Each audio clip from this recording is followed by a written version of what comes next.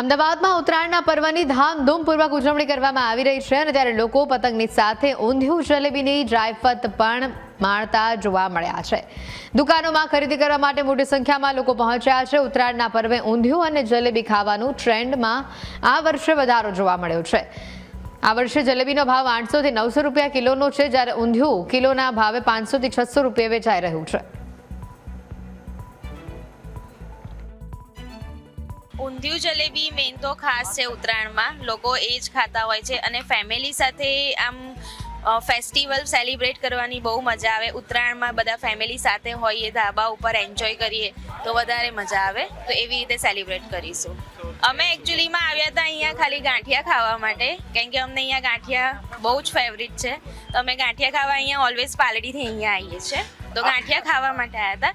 પણ પછી ઈચ્છા થઈ કે હવે ઊંધિયું અને જલેબી અહીંયાથી જ લઈ લઈએ અને બધું ફૂડ સારું જ આવે છે અહીંયાનું। મકર સંક્રાંતિનો પર્વ અને મકર સંક્રાંતિએ ઊંધિયું જલેબી ખાવાની જે છે તે પરંપરા છે। મકર સંક્રાંતિએ ઊંધિયું અને જલેબીનો કોમ્બો જે છે તે ચાલતો હોય છે અને અમદાવાદમાં પણ વહેલી સવારથી જ લોકો ઊંધિયું લેવા માટે જે છે આવી રહ્યા છે। હાલમાં અમે ઉપસ્થિત છે અમદાવાદના જાણીતા લક્ષ્મી ગાંઠિયા રથમાં, ત્યાં પણ વહેલી સવારથી જ લોકો જે છે તે ઊંધિયું અને જલેબી જે છે તે લઈ રહ્યા છે। ખાસ કરીને ઊંધિયું જે છે તે લીલવાની આઈટમ છે ને, ખાસ કરીને લીલા શાકભાજીનો ઉપયોગ થતો છે। આપણી સાથે અલ્પેશભાઈ છે, તેમની સાથે વાત કરું। અલ્પેશભાઈ, આજનો દિવસ કેમ ખાસ છે અને શું આજે રહેવાનું છે? આજે કઈ વાનગી સૌથી વધારે ચાલતી હોય?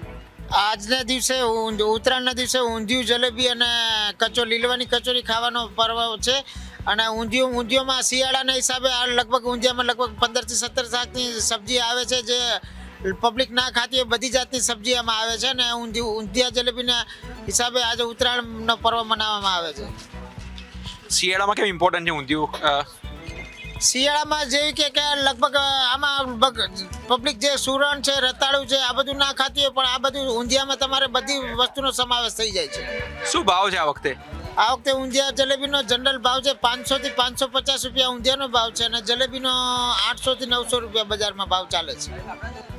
કેવો માહોલ જોઈ રહ્યો સવારથી? માહોલ તો સારો છે અને પવન પણ સારો છે, એટલે અત્યારે સવારથી ગ્રાહકની લાઈનો તો ચાલુ થઈ ગઈ છે અને વાતાવરણ પણ સારું છે, એટલે લાગે છે કે ગ્રાહકી સારી જણાઈ આવે છે।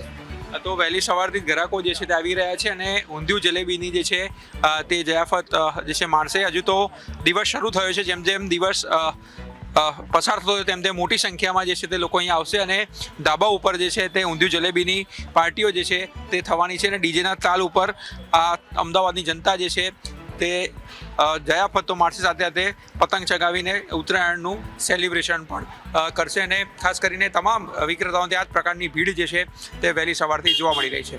કેમેરામેન પટેલ સાથે આશુતોષ ઉપાધ્યાય, ન્યૂઝ કેપિટલ, અમદાવાદ। અમદાવાદમાં ઉત્તરાયણના પર્વની ધામધૂમથી ઉજવણી કરવામાં આવી રહી છે, ત્યારે જાણીતા કલાકાર અરવિંદ વેગડાએ પણ ઉત્તરાયણ પર્વની ઉજવણી કરી। અરવિંદ વેગડાએ પતંગ ચગાવી ઉજવણી કરી હતી। અરવિંદ વેગડા તેમના પરિવાર સાથે મકર સંક્રાંતિની ઉજવણી કરતા જોવા મળ્યા। આજે દિવસ દરમિયાન પવન સારું રહેશે। પણ વહેલી સવારથી જ પતંગ જે છે તે ચગાવી રહ્યા છે। અરવિંદભાઈ વેગડા જે છે તે વહેલી સવારથી જ ધાબા ઉપર લપેટ કરીને લોકોના પતંગ જે છે તે કાપી રહ્યા છે। અરવિંદભાઈ સાથે વાત કરીએ। અરવિંદભાઈ, કેટલો ઉત્સાહ અને જે રીતે વહેલી સવારથી માહોલ જામ્યો છે, શું કહેશો? આજે પવન સરસ છે એટલે માહોલ એકદમ સરસ બેસી ગયો છે। જો અમે તમારા પરિવાર સાથે અત્યારે ટેરેસ પર આવી ગયા છીએ અને પતંગો ઓલરેડી 4-5 પતંગો તો અમે ઉડાડી દીધી એવું છે અને ઘણા બધા પેચ કાપી પણ નાખ્યા છે એવું છે। શું કહેશો આ વખતની ઉત્તરાયણ કઈ રીતે ખાસ તમે જુઓ? બસ આ વખતની ઉત્તરાયણ મજાની વાત એ છે કે અમારા શું કહેવાય કે મારી દીકરી અને બધા એ લોકો અત્યારે ઓસ્ટ્રેલિયાથી ખાસ આવેલા છે ઉત્તરાયણને મજા માણવા માટે, એટલે આખો પરિવાર ભેગો થયો છે। એટલે આ વખતની ઉત્તરાયણ ખાસ સ્પેશિયલ હોય છે કારણ કે એને બહુ જ શોખ છે મારી ડોટરને અને એ લોકો બધા આજે ભેગા થયા છે, એટલે મારા માટે ઉત્તરાયણ એકદમ મજાની છે। વાત કરીએ તો કોઈ બાળપણની યાદો, જે અમદાવાદની પોળોની વાત કરીએ અથવા તો તમારા બાળપણની એવી યાદો જે ઉત્તરાયણમાં ખાસ હોય? ઓફકોર્સ હું જ્યારથી સમજણો થયો ત્યારથી પતંગનો પ્રેમ મને ખૂબ જ છે। મને તો હજુ પણ એ બધી વાતો તો એટલી બધી યાદ છે કારણ કે એટલી બધી વખત મેં રિસ્ક લઈને પતંગો પકડેલા છે. હું અત્યારે વિચારું છું કે મેં આટલું બધા કૂદકા માર્યા છે તો મને અત્યારે ખરેખર બીક લાગે છે કે ઓ માય ગોડ આ બધું નહોતું કરવાનું એમ. પણ એ વખતનો જે કહેવાય ને ઉત્સાહ, ઉમંગ, અને એ વખતે મોબાઈલ કેવું કશું હતું ને, એટલે તમારી પાસે પતંગ એ જ તમારા માટે તમારું મીડિયા હતું કે જેના થકી તમે આનંદ માણતા હો. એટલે મારી એક અઠવાડિયા પહેલાં ઉત્તરાયણ શરૂ થાય ને એક અઠવાડિયા પછી પૂરી થતી હતી મારી ઉત્તરાયણ. વાત કરીએ તો પક્ષીઓને પણ ઇન્જર્ડ થતા હોય છે, લોકોને શું સંદેશ આપશો? બસ એ જ કે ખાસ ગાઈડલાઈન એ બહાર હોય છે કે સવારે 8 વાગ્યા પહેલાં અને સાંજે 6 વાગ્યા પછી પતંગ ન ઉડાડવી, કારણ કે એ વખતે પક્ષીઓને આવન જાવનનો સમય હોય છે, જેથી કરીને એ લોકો દોરીમાં ફસાય નહીં ને એમનો જીવ જાય નહીં, કારણ કે એ લોકોનું પણ પરિવાર છે જેમ આપણા પરિવાર હોય છે. એટલે દરેકને આ પૃથ્વી પર જીવવાનો હક છે. દરેક લોકો પોતે પોતાનું જીવન અહીંયા નિર્વાહ કરતા હોય છે. આપણા ઉત્સવના કે આપણા આનંદના ભોગે એ લોકોને તકલીફ પડે એ ન થવું જોઈએ. એ લોકોને તકલીફ પતંગને લઈને કોઈ એકાદ ગીત થઈ જશે. ગોગલ ટોપી ચડાવીને પતંગને ઊંચો ઉડાવીને ડીજે વગાડીને યારોની સાથે કરવી છે આજે ધમાલ. બેચ લડાવી દે તું મારી સાથે, કરે છે તું કોની વેટ. લપેટ હે લપેટ હે લપેટ હે લપેટ. તો લપેટથી દિવસની શરૂઆત જે છે અરવિંદભાઈએ કરી દીધી છે અને 2 દિવસ જે છે તેઓ સેલિબ્રેટ કરવાના છે. ખાસ કરીને તેમની દીકરી જે છે તે પણ ખાસ વિદેશથી આવી છે અને તેની સાથે સમગ્ર પરિવાર જે છે તે વહેલી સવારથી જ ઉત્તરાયણ જે છે તે સેલિબ્રેટ કરી રહ્યો છે. કેમેરામેન ઓમ પટેલ સાથે આશુતોષ ઉપાધ્યાય, ન્યૂઝ કેપિટલ, અમદાવાદ.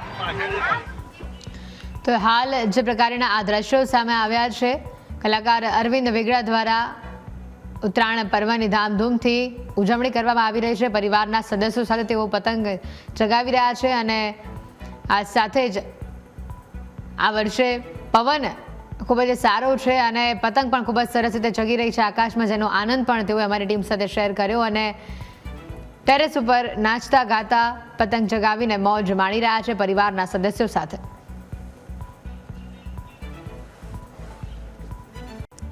રાજ્યભરમાં ઉત્તરાયણના પર્વની ધામધૂમથી ઉજવણી થઈ રહી છે, ત્યારે ન્યૂઝ કેપિટલે ઉત્તરાયણ પર અભિનેતા નકુલ મહેતા સાથે ખાસ વાતચીત કરી. નકુલ મહેતા ઇન્ટરનેશનલ કાઇટ ફેસ્ટિવલમાં ભાગ લઈને પોતાના બાળપણના યાદગાર દિવસોને યાદ કર્યા. તેમણે જણાવ્યું કે બાળપણમાં અમદાવાદ અને વડોદરામાં મિત્રો સાથે ઉત્તરાયણની તેઓ કેવી રીતે ઉજવણી કરતા, જેમાં 2 દિવસ સુધી ઊંધિયું જલેબીની મજા લેવાનું અલગ જ તેમને આનંદ હતું. સાથે તેમણે પતંગ ઉડાવતી વખતે પક્ષીઓને ઈજા ન પહોંચે તેનું ધ્યાન રાખવા લોકોને અપીલ કરી છે અને આગામી 23મી જાન્યુઆરીએ રિલીઝ થનારી ચંદ્રયાન 2 મિશન પર આધારિત સિરીઝ સ્પેસ જૈન ચંદ્રયાન વિશે પણ તેમણે ઉત્સાહ વ્યક્ત કર્યો છે.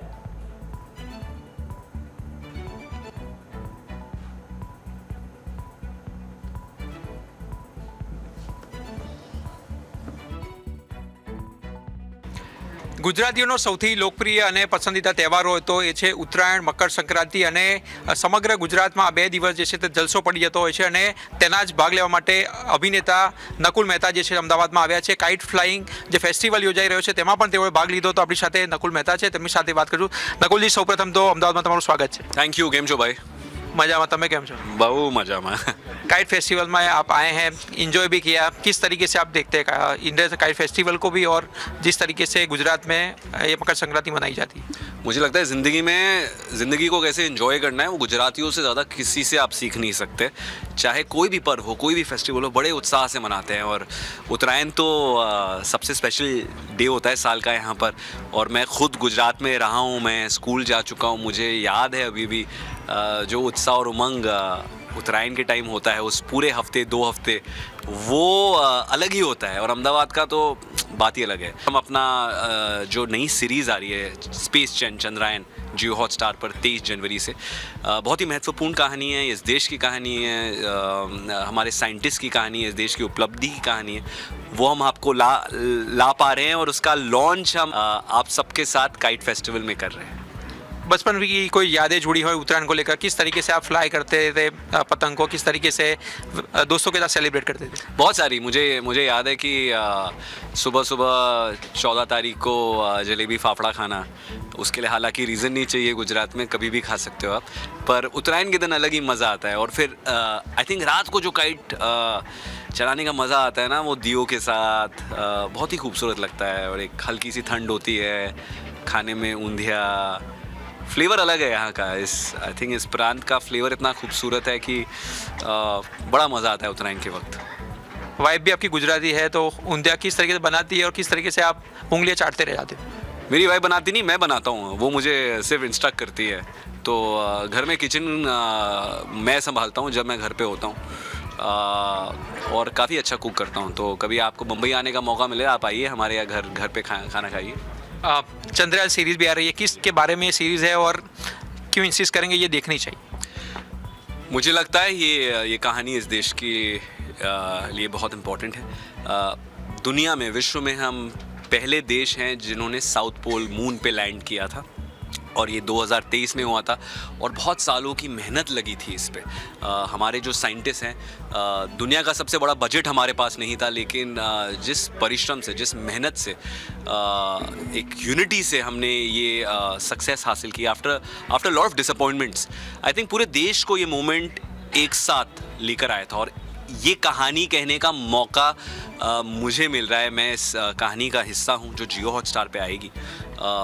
मेरे करियर का बहुत ही इम्पोर्टेंट प्रोजेक्ट है ये। मेरे माता पिता बड़े खुश हैं कि एक प्रोजेक्ट जो देश को साथ लाता है, एक नेशनल यूनिटी की बात होती है, वो कहानी हम लेकर आ रहे हैं। और मुझे लगता है बच्चे हों, बड़े हों, बुजुर्ग हो, उन सबको ये कहानी बहुत अच्छी लगेगी, and it's inspired from real events. तो ऐसा नहीं है कि काल्पनिक फिक्शन कहानियाँ हैं, असल कहानी है। मैं एक साइंटिस्ट का रोल निभा रहा हूँ, और बड़े गर्व की बात है कि मुझे ये मौका मिला है। उत्तरायण पे वापस चले, अर्ली मॉर्निंग में और जब लेट इवनिंग्स में जब पतंग उड़ाते हैं तब बर्ड्स को इंजरी होती है, क्या मैसेज देंगे गुजरात वासियों को? मैं कहना चाहूँगा, प्लीज़ एंजॉय कीजिए फेस्टिवल, परिवार के साथ, दोस्तों के साथ, बिल्कुल करना चाहिए। लेकिन अगर हम अपने आसपास के जीव जंतु, नेचर का भी ख्याल रख सके, जो बर्ड्स होती हैं वो कुछ कह नहीं सकती हैं, but they are very important for the entire food chain, for the ecosystem, right. तो इंजर्ड हो जाती हैं कभी कभी, बहुत घातक तरीके से उन्हें इंजरी हो जाती है। अगर थोड़ा हम केयर कर सके, क्योंकि ये फेस्टिवल है सेलिब्रेशन का, और सेलिब्रेशन का अगर मज़ा क्या है कि अगर सब खुश ना हो सके, तो जस्ट बी केयरफुल कि अगर अर्ली मॉर्निंग की जगह आपका बाकी का दिन है, आपके पास रात है आपके पास, और इतने दिन है, सिर्फ उत्तरायण के दिन नहीं आप काइट फ्लाई करते हैं, रोज़ करते हैं, है ना, जनवरी के दिनों में। तो जस्ट बी केयरफुल, यही मैं आपसे इल्तिजा करना चाहता हूँ। And please enjoy the festival with your family and friends, and हमारा शो भी एंजॉय कीजिए। 23 जनवरी को आ रहा है स्पेस जन चंद्रायन। તો આ નકુલ મહેતા જેઓ અમદાવાદના મહેમાન બન્યા છે, અને ખાસ કરીને ઉત્તરાયણનો ફેસ્ટિવલ છે ત્યારે તેઓ અમદાવાદમાં આવ્યા છે, અને તેમણે પણ અપીલ કરી છે કે વહેલી સવારે અને સાંજે પતંગ ન ચગાવવા જોઈએ, જેથી કરીને બર્ડ્સને ઇન્જરી ન પહોંચે. કેમેરામેન સાથે આશુતોષ ઉપાધ્યાય, ન્યૂઝ કેપિટલ, અમદાવાદ.